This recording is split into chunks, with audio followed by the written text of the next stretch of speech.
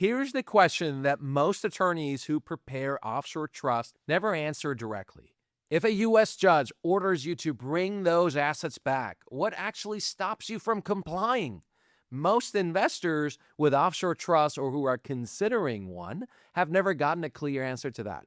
And that is the only question that matters, because if you can comply, you will have to. And if you can be forced to comply, then you didn't buy asset protection, you bought geography. By the end of this video, you're going to understand exactly why a properly structured offshore trust doesn't rely on your willingness to defy a court order, and why that is the entire point. The mechanism is designed so the decision isn't yours to make. Let me tell you what most investors think is happening when they set up an offshore trust. They think protection comes from the location. The assets are in the Cook Islands. Cook Islands courts don't operate under U.S. jurisdiction. U.S. courts can't reach them. Therefore, the assets are safe. That is partially right. And the part it's missing is the part that gets tested when a creditor is actually coming for you. Here's the scenario. You have a judgment against you. The creditor's attorney knows you have an offshore trust. The judge issues an order, repatriate those assets. You call your offshore trustee and relay the message and the order to them. What happens if the trustee does what you tell them? You just handed the creditor everything they wanted. You close the jurisdictional gap yourself. The assets were never really out of your control. The entire structure was theater.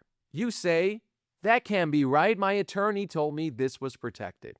Here's what your attorney may have not explained clearly enough. The document is not the protection. The mechanism is the protection. And the mechanism starts with what you agreed to give up when you sign the trust agreement. When you establish an offshore trust as the settlor, you transfer assets into a structure that operates under a different legal framework from anything a California court controls. But you also surrender direct legal title to those assets. They are no longer yours under the law. They belong to the trust managed by the trustee for the benefit of the beneficiary. That surrender is not a technicality. It is the foundation. A creditor can only reach what you legally own. You gave legal ownership to the trust. The trustee is a licensed trust company in the offshore jurisdiction, not an individual, not a law firm partner who also manages your other accounts. A licensed trust company whose fiduciary duty runs to the beneficiary under the trust agreement, not to you, not to any court that issues a judgment against you, to the beneficiaries. Now, that signpost is everything. When the repatriation order arrives and you relay it to the trustee's legal obligation isn't to follow your instructions. It is to ask, what does the trust agreement requires me to do? And the trust agreement is where the real protection lives. You cannot maintain informal control, because if a court can show the trustee was acting as your personal account manager, the trust gets treated as illusory and the protection disappears. You cannot use a U.S.-based trustee, because the moment the trustee is within the U.S. jurisdiction, the jurisdictional protection collapses entirely. And you cannot have an offshore structure without the right provisions in the agreement, because jurisdiction alone isn't enough when the creditor's only strategy is using you as the lever. So what makes the mechanism actually hold? The Compulsion Clause.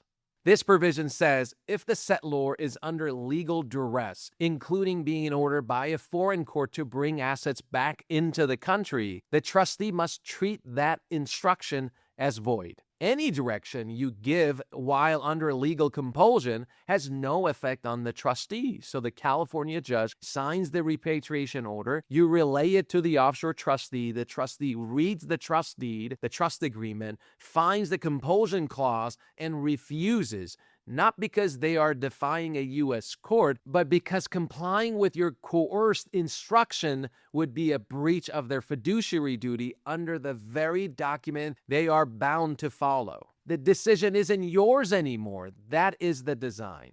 Stack that with the offshore jurisdiction non-recognition of foreign judgments. A creditor with a California judgment cannot register it in the Cook Islands and enforce it. That doesn't happen. If they want to go there, they have to start a new proceeding under Cook Islands law, prove their case beyond a reasonable doubt, and file within 1 year of an asset transfer, with transfers made more than 2 years before the creditor claim arose deemed non-fraudulent. Beyond a reasonable doubt, the criminal standard of proof, not a civil standard. In the U.S., civil cases, 51% likelihood is enough. In Cook Islands trust challenge, you need something approaching certainty. Nevis runs the same standard. Belize took a different approach and eliminated the fraudulent transfer cause of action entirely under the Trust Act. The flight clause in the trust agreement allows the trust to move its governing jurisdiction if needed. If one jurisdiction's law becomes unfavorable, the trustee relocates the trust situs without disturbing the underlying structure. The protection doesn't depend on any one single country staying favorable forever. And the trust protector sits above all of this as an independent check. This is a third party, typically an attorney or a trusted advisor, with one primary power. They can remove and replace the trustee. They cannot access trust assets. They cannot direct distributions. Their job is accountability. If the trustee is mismanaging assets or failing to act in the beneficiary's best interest, the trust protector acts. You gave up direct control over the assets. You didn't give up oversight of the person holding them. One more distinction worth knowing. In California, you cannot create an irrevocable trust and name yourself as a beneficiary while retaining creditor protection. Under Probate Code Section 15304, if you are a beneficiary of your own irrevocable trust, creditors can reach those assets. California has no self-settled domestic asset protection trust statutes. Offshore is different. The Cook Islands International Trust Act explicitly provides that a settlor who is also a beneficiary doesn't lose the trust protection. You surrender legal title, you can still receive distributions at the trustee's discretion.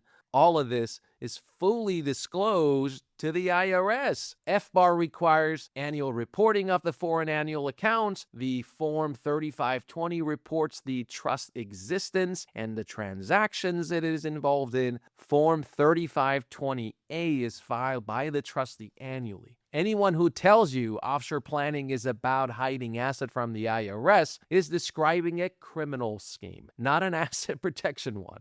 The protection here is jurisdictional. Foreign courts can't be compelled by U.S. orders. That is a legal boundary. It has nothing to do with secrecy. Now, here's the question that actually determines whether any of this works. Has your trustee been through litigation? Not hypothetically, actually, a trust company that has defended assets under real adversarial pressure, that has held the line when a creditor pushes hard and a court issues orders, is a fundamentally different entity from one that exists on paper and has never been tested. The structures that have failed almost always fail the same way. The settlor retained too much informal control. The trustee was acting on instructions rather than on the trust agreement, and the court was able to show the protection was illusory. The mechanism holds when the trustee is genuinely independent. That is not a given. It is something you verify before you sign anything.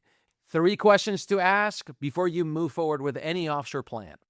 First, what happens when a U.S. court orders repatriation? Make them explain the mechanism in plain English, not in reassurances. If you hear confidence without process, that's your answer. Second, has this trustee actually defended trust assets in a litigation? Not who they are, but what they have been through. And the third question, does the trust agreement contains explicit compulsion, flight, and spendthrift provisions? Ask to see the relevant language. If they can answer all 3 clearly and specifically, you're talking to someone who built a structure that was designed to hold. If you get anything else, keep looking. Now you know how the structure works. The next question is, Where? Cook Islands, Nevis, Belize, they all market themselves the same way, but they are not the same. In the next video, I'll show you the real differences between the 3 most common offshore jurisdictions and why choosing the wrong one can mean the difference between a trust that holds under pressure and one that gets overturned by a U.S. court. I look forward to seeing you over there.